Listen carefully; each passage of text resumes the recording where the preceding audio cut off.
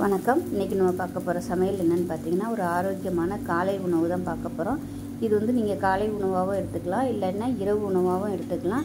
Sugar level control பண்ணணும்னு நினைக்கிறவங்களும், weight loss control பண்ணணும்னு நினைக்கிறவங்களும் இந்த தோசை வந்து ரெகுலராக எடுத்துகிட்டு வரும்போது உங்களுக்கு ரெண்டுமே நல்ல கண்ட்ரோலுக்கு வரும். டேஸ்ட்டும் சூப்பராக இருக்கும். இந்த தோசைக்கு கார சட்னி, தேங்காய் சட்னி எதாவது வச்சு சாப்பிடும்போது நல்லா அட்டகாசமாக இருக்கும். ஸோ வாங்க அதை எப்படி செய்யலாங்கிறத பார்க்கலாம். ஒரு பவுல் எடுத்துக்கலாம். ஏதாவது ஒரு மெஷரிங் கப் எடுத்துக்கோங்க. நான் வந்து இந்த சின்ன கப் எடுத்திருக்கேன். இதில் வந்து 3/4 கப் அளவுக்கு பச்சை பயிறு சேர்த்துக்கலாம். இப்போ இதில் 1 கப் அளவுக்கு ஏதாவது ஒரு பாரம்பரிய அரிசி சேர்த்துக்கோங்க. நான் வந்து கருங்குருவை அரிசி சேர்த்துருக்கேன். உங்கள்கிட்ட மாப்பிள்ளை சம்பா, கவுனி அரிசி இந்த மாதிரி எது கிடைச்சாலும் அதுலேருந்து 1 கப் எடுத்துக்கோங்க. நான் சேர்த்துருக்கிறது கருங்குருவை அரிசி 1 கப் அளவுக்கு சேர்த்துருக்கேன். 1 கப் அளவுக்கு இட்லி அரிசி சேர்த்துக்கலாம். 1 கப் முழு ராகி சேர்த்துக்கலாம். 1/2 கப் அளவுக்கு உளுந்து சேர்த்துக்கலாம். கருப்பு உளுந்து, வெள்ளை உளுந்து எதுனாலும் சேர்த்துக்கலாம். நான் வந்து இன்னைக்கு வெள்ளை சேர்த்துருக்கேன். கருப்பு இருந்துச்சுனாலும் நீங்கள் கருப்பு உளுந்து சேர்த்துக்கலாம். இப்போ இது வந்து நல்லா ஒரு 2-3 தடவை கழுவிக்கலாம். இப்போ நல்லா கழுவிட்டு வந்துட்டேன். தண்ணி ஊற்றிக்கலாம். தண்ணியை ஊற்றிட்டு நல்லா ஒரு 5 மணி நேரம் ஊறணும். 5லேருந்து ஒரு 6 மணி நேரம் நல்லா ஊறட்டும். ஊறினதுக்கப்புறம் பார்க்கலாம். இப்போ இதில் 1 டீஸ்பூன் போல் வெந்தயம் சேர்த்துக்கலாம். இப்போ பாருங்கள் நல்லா ஊறிடுச்சு. இப்போ வந்து ஒரு மிக்சி ஜார் எடுத்துக்கலாம்.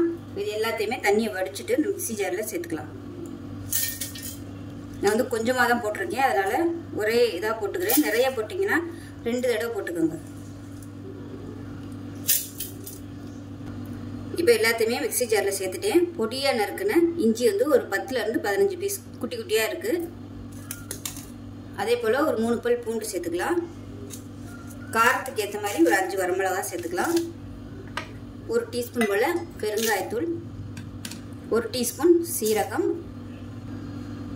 கொஞ்சமாக 1 டீஸ்பூன் போல் கல்லுப்பு சேர்த்துக்கலாம். இப்போ அதை நல்லா நைஸாக அரைச்சிக்கலாம். தேவைப்பட்டால் நம்ம ஊற வச்சுருந்தா தண்ணி வந்து கொஞ்சம் கொஞ்சமாக ஊற்றி ரொம்ப தண்ணியாக இல்லாமல் கொஞ்சம் ஓரளவுக்கு கெட்டியாகவே அரைச்சி எடுத்துகிட்டு வந்துட்டு பார்க்கலாம். இப்போ நல்லா நைஸாக அரைச்சாச்சு. இப்போ அதை வந்து ஒரு பவுலில் சேர்த்துக்கலாம். இந்த அளவுக்கு அரைச்சிக்கோங்க, ரொம்ப தண்ணியாக இருக்கக்கூடாது.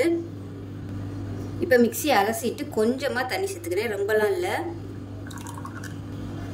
இப்போ இது நல்லா ஒரு 2 மணி நேரம் ஊறட்டும். இது வந்து இப்படியே ஊற்றுறதுனாலும் நீங்கள் ஊற்றிக்கலாம். அப்படி இல்லைன்னா ஒரு 2லேருந்து ஒரு 3 மணி நேரம் நல்லா கொஞ்சம் புளிக்க விட்டிங்கன்னா டேஸ்ட்டும் நல்லாயிருக்கும், அந்த டெக்ஸ்சரும் நல்லாயிருக்கும். இப்போ இது வந்து 3 மணி நேரம் புளிக்கட்டும்.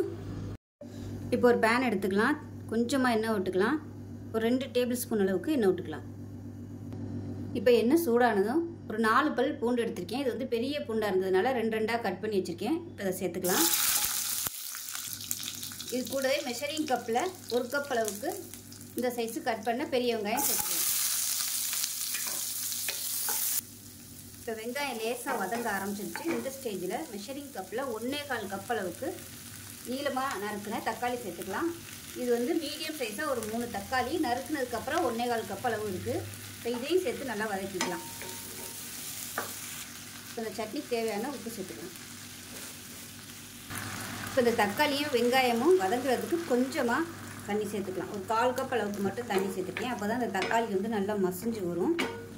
இப்போ அதை வந்து ஒரு மூடி போட்டு மூடி வச்சிடலாம், வேகட்டும். இப்போ எப்படி இருக்குன்னு பார்க்கலாம். இப்போ பாருங்கள் தக்காளி வந்து லைட்டாக மசிய ஆரம்பிச்சிருச்சு. இந்த ஸ்டேஜில் அமர்த்திடலாம். ஏன்னா திருப்பி வந்து நம்ம தாளித்து கொஞ்சம் கொதிக்க விடுவோம். அப்போ பச்சை வாசனையெல்லாம் போயிடும். இப்போ இது வந்து ஆறட்டும். ஆறுனதுக்கப்புறம் மிக்சி ஜாரில் சேர்த்துக்கலாம். இப்போ பாருங்கள் ஆறுனது மிக்சி ஜாரில் சேர்த்துட்டு கொஞ்சமாக தண்ணி விட்டுருக்கேன். அரைக்கிற பதத்துக்கு தண்ணி விட்டுக்கோங்க. தண்ணி இருந்துச்சுன்னா வேணாம், இல்லைன்னா கொஞ்சமாக விட்டுக்கலாம். இப்போ இதை வந்து அரைச்சிட்டு வந்துட்டு பார்க்கலாம். இப்போ பாருங்கள் நல்லா அரைச்சாச்சு. இப்போ கடாயை எடுத்துக்கலாம். நான் வந்து வெங்காயம் தக்காளி வதக்குன அதே கடாயை தான் யூஸ் பண்ணிக்கிறேன். இப்போ 2 டேபிள் ஸ்பூன் எண்ணெய் விட்டுக்கலாம். இப்போ எண்ணெய் சூடானதும் 1 டீஸ்பூன் போல் கடுகு சேர்த்துக்கலாம். அதே மாதிரி 1 டீஸ்பூன் போல் உளுந்து சேர்த்துக்கலாம். இப்போ இதில் கருவேப்பிலையில சேர்த்துக்கலாம். அடுப்பு வந்து நல்லா மீடியமாக வச்சுக்கோங்க. வச்சுக்கிட்டு இதில் வந்து கொஞ்சமாக இப்போ பெருங்காயத்தூள் சேர்த்துக்கலாம். ஒரு 1/4 டீஸ்பூன் போல் பெருங்காயத்தூள் சேர்த்துட்டு மிளகாத்தூள் சேர்த்துக்கலாம். அடுப்பு நல்லா குறைச்சி வச்சுக்கோங்க, இல்லைன்னா கறி போயிடும். 3/4 டேபிள் ஸ்பூன் அளவுக்கு மிளகாத்தூள் சேர்த்துக்கலாம். நான் வந்து காரம் கம்மியாக தான் கொடுத்துருக்கேன். உங்களுக்கு விருப்பப்பட்டால் நீங்கள் இன்னும் கூட காரம் சேர்த்துக்கலாம். காரம் அதிகமாக சாப்பிட்டிங்கன்னா 1 டேபிள் ஸ்பூன் வரைக்கும் சேர்த்துக்கோங்க. இப்போ நம்ம அரைச்சி வச்சுருக்க அந்த தக்காளி வெங்காய பேஸ்ட்டை சேர்த்துக்கலாம். சேர்த்து விட்டுட்டு நல்லா கலந்து விட்டுக்கலாம், இல்லைன்னா டக்குன்னு முகத்தில் திரிக்க ஆரம்பிச்சிடும். இப்போ மிக்ஸி அலசிட்டு கொஞ்சமாக தண்ணி சேர்த்துக்கலாம். இந்த சட்னி ரொம்பவும் கெட்டியாக இல்லாமல் ரொம்பவும் தண்ணியாக இல்லாமல் ஸோ ஒரு நார்மல் பதத்தில் இருந்துச்சுன்னா நல்லாயிருக்கும். இப்போ இது வந்து லைட்டாக கொதிக்கட்டும், ரொம்ப கொதிக்கணும்னு அவசியம் இல்லை, லேசாக கொதிக்க ஆரம்பிக்கட்டும். அமர்த்திடலாம். இப்போ நல்லா கொதிச்சிருச்சு. இப்போ கேஸ் அமர்த்திடலாம். அமர்த்த போயில லாஸ்ட்டாக கொத்தமல்லியில் சேர்த்துட்டு அமர்த்திக்கோங்க. அவ்வளோதான், அருமையான சட்னி ரெடி ஆயிடுச்சு. இட்லி தோசை ஊத்தப்பம்லாம் சூப்பராக இருக்கும் இந்த சட்னி. ஹோட்டல் ஸ்டைல் சட்னி ரொம்ப சிம்பிளாக ரெடி ஆயிடுச்சு. இப்போ பாருங்கள், நல்லா ஒரு 3 மணி நேரம் புளிச்சிருச்சு. நல்லா கெட்டியாகவும் வந்துருச்சு பாருங்கள். முதல் இருந்ததை விட நல்லா கெட்டியாகவும் வந்துருச்சு. இப்போ இதில் வந்து கொஞ்சமாக தண்ணி ஊற்றிக்கலாம். ரொம்ப கெட்டியாக இருக்கிறதுனால தண்ணி ஊற்றிக்கலாம். இப்போ தண்ணி ஊற்றி கலந்துட்டேன். நமக்கு இப்போ தோசை ஊற்றுறதுக்கு ரெடியாக இருக்குது. இதில் விருப்பப்பட்டால் நீங்கள் கொத்தமல்லி, வெங்காயம் இதெல்லாம் கூட நீங்கள் சேர்த்துக்கலாம். நான் வந்து இன்னைக்கு ப்ளைனாக தான் ஊற்ற போகிறேன். இப்போ கல் நல்லா காஞ்சிருச்சு. லைட்டாக எண்ணெயும் தடவிக்கோங்க. இப்போ நம்ம தோசையாக ஊற்றிக்கலாம். கல் ரொம்ப காஞ்சி இருந்துச்சுன்னா இழுக்க வராது. ஒருவேளை ரொம்ப காஞ்சிருச்சுன்னா தண்ணி தெளிச்சுட்டு ஊற்றிக்கோங்க. இப்போ இதில் மேலாப்பில் எண்ணெய் விட்டுக்கலாம். இப்போ தோசை ஒரு பக்கம் வெந்துருச்சு, திருப்பி விட்டுக்கலாம். இப்போ நமக்கு தோசை அருமையாக ரெடி ஆயிடுச்சு. நல்ல ஒரு ஆரோக்கியமான ஹெல்த்தியான தோசை. இதே மாதிரி இன்னொன்று ஊற்றிக்கலாம்.